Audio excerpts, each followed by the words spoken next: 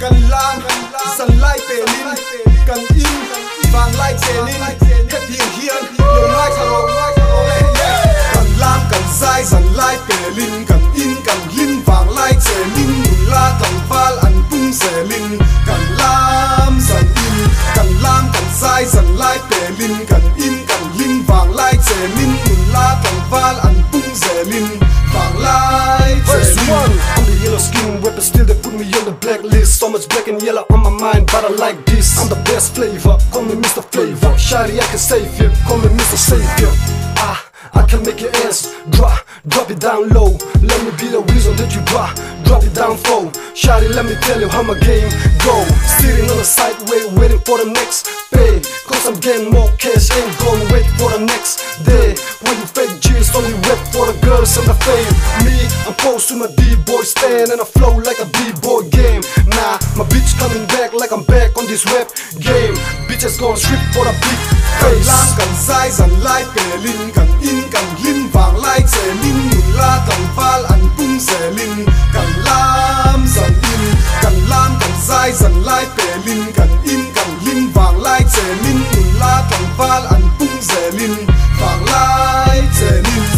Hey hiệp mun tun hiệp hun heta hen kap mang nun na pakhat kan nei chun kadu ani chuan anom boka nei chia hui lo la atam kadu boka ke hian me che la mi pa kan lam ti sen a lum chuak me che ho hi an za vai hin lu ka tum chuak anuam heta hen kap mang zo dong ka sum tuak kanun dana sa tha lo ko vel tum huak lo kal ro tun zai por kil pel la ba ke ma kan in kan lim lamang san in kan lam kan sai san lai pe lin kan in kan lin vang lai che nin mun la tang fal an pung se lin kan lam san in kan lam kan sai san lai pe lin kan in kan lin vang lai che nin mun la tang fal an pung se lin vang lai che nin.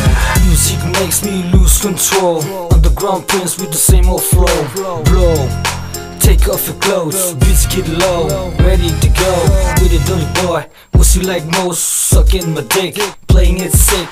Bitch, you go hard, too many hoes in my dirty mind. Many dirty money in my fucking mind. I'm a fucking mob, bitch, get in line. Wait till the turn, cause I'm straight gangster, straight from the hood. That's a wicked bro, loved by a few, hate by many. See me in the block like time 3.